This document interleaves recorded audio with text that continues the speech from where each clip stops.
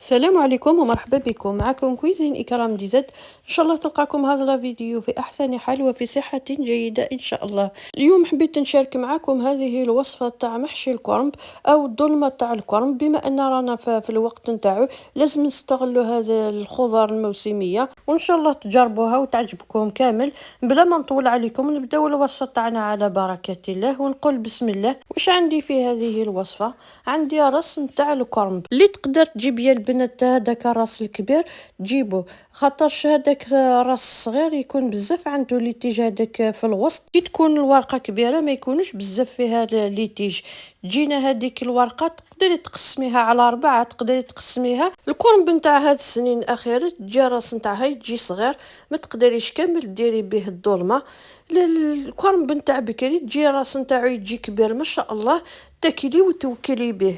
وهنا كيما راكم تشوفوا درت لاكوكو تاع النار، درت فيها شويه نتاع الماء، درت فيه ملعقه تاع الملح، ملعقه تاع الزيت، درت نصف حبه نتاع الليمون. خليت هذاك الماء حتى غلى باش درت هذاك الاوراق نتاع الكرنب، خليتهم حوالي 2 دقائق فقط ونحيتهم في هذاك الماء نتاع الكرنب وحطيتهم في الماء بارد باش يحافظ على اللون نتاعو وفي نفس الوقت باش يحبس الطياب نتاعو. نخليه في الماء بارد ومن بعد نديروه في الكسكاس، نصفي هذاك الاوراق نتاعي باش يروح له كامل هذاك الماء.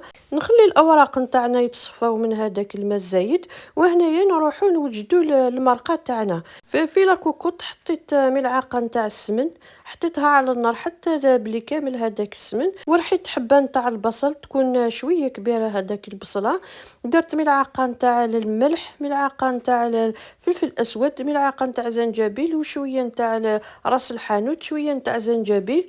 عندي 2 سنينات ولا 3 نتاع الثوم، درتهم كامل في هذيك لاكوكوط نتاعي. وهنايا شويه نتاع المرصو نتاع اللحم، اذا بقى لكم غير العظمه برك باش تبنن برك هذيك المرقه نتاعي. اذا درتوا الدجاج ديروا الكركسه نتاع الدجاج، ما كاش حارج ديروا باش يبنن برك هذيك لاصوص نتاعنا، خاطرش عندنا لحم في هذيك المحشي نتاع الكرنب. وهنايا جبت ربطه نتاع المعدنوس، هنايا لازم ربطه كامله يا البنات باش تجي الدولمه نتاعكم تجي بنينه. هاد الدولمه يا البنات تشبه لهذيك المحاشي نتاع الاخواننا المشارقه، ولكن عدلت فيها بزاف، درتها على طريقه الجزائريه. كما تعرفوا كامل حنا الجزائريين نحبوا التغمس، نحبوا يكون فيها لاصوص، وهذيك نتاع الاخواننا المشارقه فيهم شويه ناشفه، وحنايا نحبوا تكون الدولمه نتاعنا تكون فيها لاصوص. وهنا بعد ما قليت كامل هذاك المكونات اللي عندي، جبت حوالي 2 ملاعق ولا 3 نتاع صوص طوماط. هذه الصلصه يا البنات انا اللي درتها، راهي كاينه في القناه، اللي تحب الوصفه تدخل للقناه نتاعي وش تشوف الوصفه. اللي ما عندهاش في الدار صلصه نتاع الطماطم تقدر تعوضها بالطماطم المصبره الجاهزه، ما كاش حرج، دير ملعقه فقط. وهنايا غليت حوالي لتر ونص نتاع الماء، وزدت حوالي 2 ملاعق كبيره نتاع فلفل عكري، نسيتو من الاول ما درتوش يا البنات معذره، درت الماء في الاخير. ونغطي هذيك لاكوكوط نتاعي ونحطها باش تطيب، وحنايا نروحو نوجدو هذوك الاوراق نتاعنا.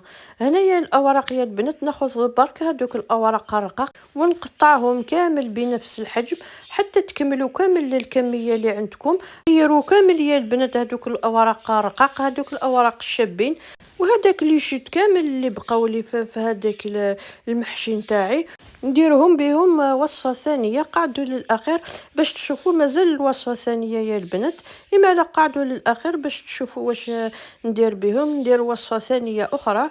وهنا كما راكم تشوفوا بعد ما كملت قطعت كامل الاوراق نتاعي نحطوهم بجهه، وهنايا نروحوا نوجدوا لافاكس نتاعنا.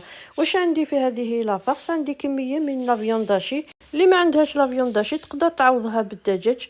وهنا كما راكم تشوفوا قلت لكم درت شويه نتاع لافيونداشي، وهذيك الربطه نتاع المعدنوس رحيتها في الاشواغ جاني رقيقه بزاف. وهنايا رحيت نص حبه نتاع البصل، وعنده هنايا كميه من الرز حوالي 4 ملاعق نتاع الرز، شللتهم في اخر لحظه، ما تشللهمش يا البنات في الاول باش ما ينتفخش هذاك الرز معكم. وعندي هنايا 2 ملاعق نتاع لاصوص طوماط كما قلت لكم من قبل، عندي ملعقه صغيره نتاع السمن، ملعقه صغيره نتاع الملح، شويه نتاع فلفل اسود، شويه تاع جنجبيل، شويه نتاع راس الحانوت، ملعقه صغيره نتاع الفلفل العكري، وعندي على راس الملعقه نتاع القرفه. نكتب لكم جميع التوابل اللي درتهم في صندوق الوصف. وهنايا كيما راكم تشوفوا راني زفت كامل التوابل، ودرت زوج سنينات نتاع الثوم، ربيتهم هكذاك بيديا، ونخلط هذيك المكونات اللي عندي. لازم تدخلوها كامل مع بعض حتى يتخلط مليح هذاك الخليط نتاعي. هنايا يا البنات ما كاش البيض، ما درتش البيض في هذا الحشو نتاعنا، ماشي كيما الظلمه تاع بطاطا ولا تاع الكوسه. هنايا ما كاش البيض. وجبت هذاك لاكوكوط اللي نطيب فيها، درت فيها في القاع نتاعها، درت اوراق نتاع الكرنب، وهذيك الاغصان نتاع المعدنوس درتهم في القاع نتاع لاكوكوط نتاعي باش يديروا البنه. والله يا البنات تختلف جدا هذيك كي ديروا هذيك الاغصان نتاع المعدنوس، يعطي واحد البنه هايله. وهنا كما راكم تشوفوا راني بديت نلف في هذاك الملفوف نتاعي، كما يقولوا اخواننا المشارقه، نلف الملفوف نديرهم في لاكوكوط نتاعي عشوائيا. ندير خطره نديرهم عموديا، خطره نديرهم افقيا، باش نعكس هذاك الملفوف نتاعي باش ما يتلصقش مع بعض كي نروحو نطيبهم. وهنايا بديت نلف كامل هذوك الاوراق اللي هذيك الرقاق كامل، نستفهم يا البنات ما تدخلوش الهواء في هذيك الاوراق نتاعكم باش ما ينحلوش معاكم في لاكوكوط كي تروحوا تطيبوهم. خرجوا لهم كامل الهواء اللي في هذاك الاصابع نتاع الملفوف. وهنايا عاود قطعت هذاك الحبه نتاعي، عاود تقطعها على زوج. اللي تحب تخليها كبيره يا البنات تخليها كبيره، انا ما حبيتش نديرهم كبار، انا كل حبه عاود قطعتها على زوج ودرتهم كامل داخل لاكوكوط نتاعي كيما راكم تشوفوا هنايا، حتى تكملوا كامل الكميه اللي عندكم. وهنايا كيما راكم تشوفوا وصلت للوصفه اللي قلت لكم عليه من قبل. درت كامل هذاك اللي شوت اللي بقاو لي وهذاك الاغصان كامل رحيتهم في الاشواق، بقات لي شويه نتاع هذيك الحشوه اللي بقات لي في هذيك الظلمه نتاع الكرنب، ضفتها لهذيك الاوراق اللي رحيتهم، وضفت معاه بياض نتاع البيض وزوج ملاعق نتاع لا شابلور. هاد لا شابلور يا البنات انا اللي درتها، هاد لا شابلور متبله. اللي تحب الوصفه يا البنات نحبط معكم الوصفه. وضفت معاه زوج ملاعق نتاع البصل يكون مرحي، وشويه نتاع فلفل عكري، شويه نتاع الملح، شويه نتاع فلفل اسود، وعلى راس الملعقه نتاع القرفه شويه برك ما تكتروش. ونخلطهم كامل بيدي كما راكم تشوفوا، ونحطوهم بجيه. وهنايا لاصوص نتاعي راهي وجده، او بالاحرى المرق نتاعي راهي طيبه، نضيفها لهذيك المحشي نتاعي.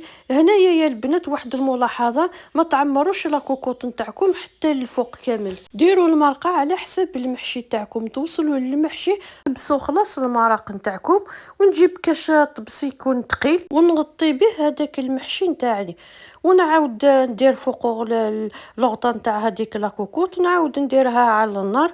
هنايا بعد الغليان يا البنات نقصوا كامل النار، طيب على غرضها باش ما تفتحش معاكم هذيك الاوراق، وخلوا هذيك لاكوكوط نتاعكم طيب. وحنايا نروحوا نوجدوا هذيك العجيجات نتاعي، نكورهم كامل يا البنات ونمضهم في لا شابلور، ونسخن شويه نتاع الزيت ونقلي كامل هذيك العجيجات نتاعي، وقليهم بيان ما تعسيهم يا البنات، ما تخليوهمش باش يتحرقوا معاكم، طيبوهم غير باللون دوغي فقط باش تجيكم العجيجات نتاعكم يجيكم اللون تاعهم يكون شابين.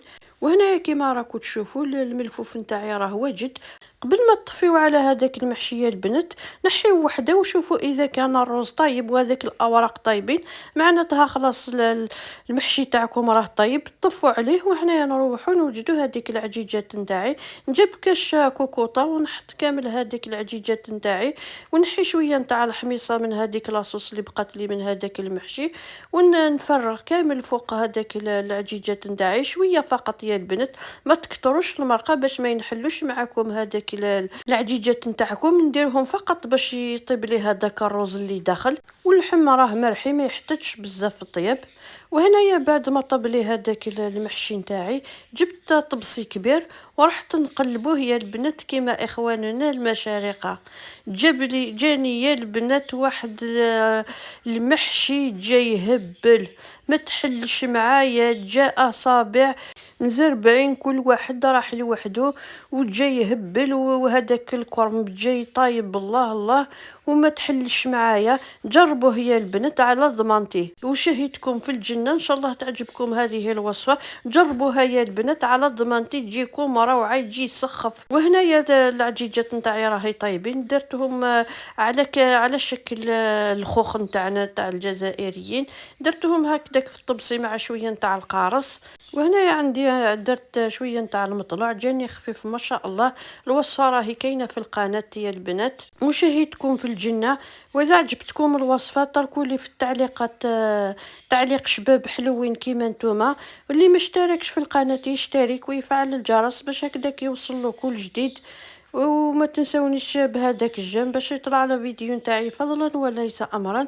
اما الان وصلت لنهاية هذا الفيديو، اترككم في رعاية الله وحفظه، والى فيديو اخر ان شاء الله، ومع السلامة.